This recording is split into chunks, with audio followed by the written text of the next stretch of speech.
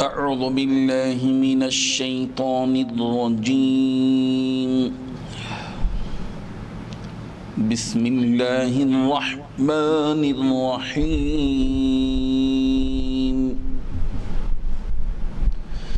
فإن طلقها فلا تحل له من بعد حتى تنكح زوجا غيره فإن طلقها فلا جناح عليهما أن يتراجعا إن ظنا أن يقيما حدود الله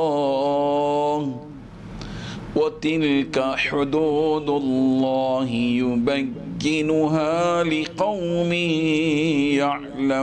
يعلمون صدق الله العظيم. حاضرین و ناظرین، یہ درس نمبر 154 ہے، سورہ بقرہ کی آیت نمبر 230. لفظی معنی دیکھیے، فَإِن طَلَّقَهَا، پھر اگر اس کو طلاق دے دی تو فَلَا تَحِلُّ لَهُ، اس کے لیے حلال نہ ہوگی، من بعد، اس کے بعد، حتیٰ یہاں تک کہ تنکیح، وہ نکاح کر لے عورت، زوجن غیرہ، کسی اور مرد سے. فَإِن طَلَّقَهَا، پس اگر اس نے طلاق دے دی تو فلا جناح علیہما، تو ایسی صورت میں ان دونوں کے لیے کوئی گناہ نہیں ہے کہ ان یتراجعا، کہ پھر آپس میں رجوع ہو جائیں، ان ظنا،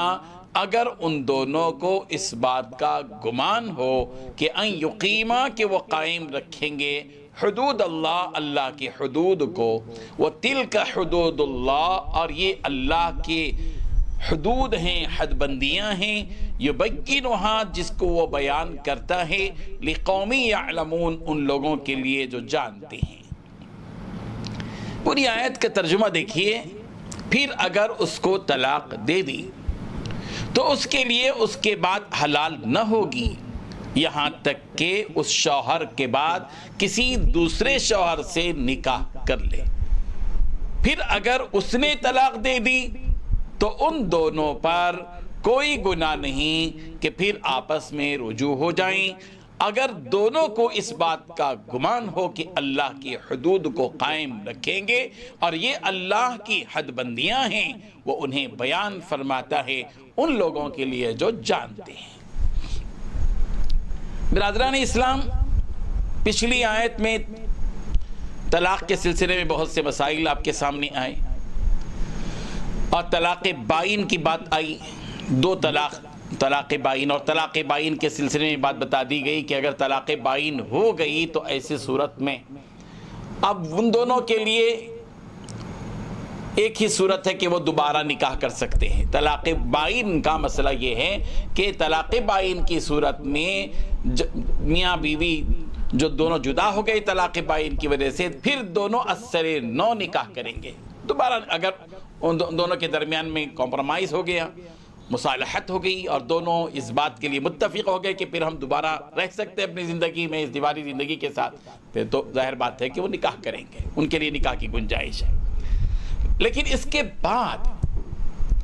یہ ایک صورت ہے کہ طلاق کے سلسلے میں اس آیت میں جو مسئلہ بیان کیا گیا وہ ہے کہ طلاق بائن کے بعد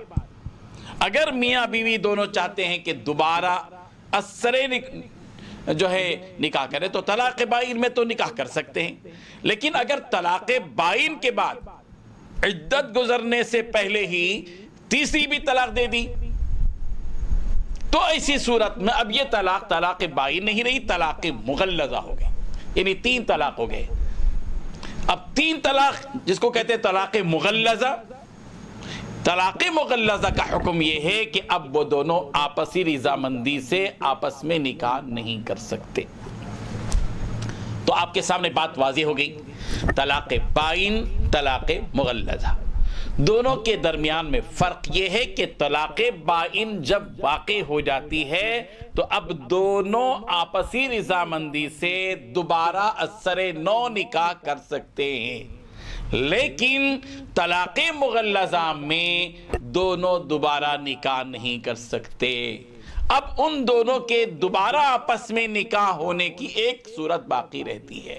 وہ ایک صورت یہ ہے کہ وہ عورت جس کو اس نے طلاق مغلظہ دیا ہے، 3 طلاق ہو گئے ہیں، اب یہ کسی اور سے نکاح کرے گی اور وہ اس کے ساتھ رہے گی، اور پھر اس کے بعد اگر اس نے پھر اس کو طلاق دے دی، یا یہ کہ اس کا انتقال ہو گیا، اس کی عدت گزر گئی، اب یہ شخص پہلا شخص اس سے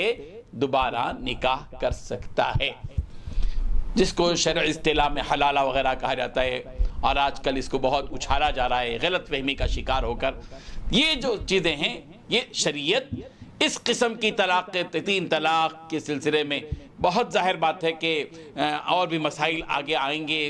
اس سلسلے میں، آپ اگلی آیت میں اس کی تفسیرات کو انشاءاللہ سنیں گے۔ اللہ تبارک و تعالی ہم سب کو ان حقیقتوں کو سمجھنے کی توفیق عطا فرمائے اور غلط فہمی سے بچنے کی بھی توفیق عطا فرمائے۔ وآخر دعوانا الحمدللہ رب العالمین۔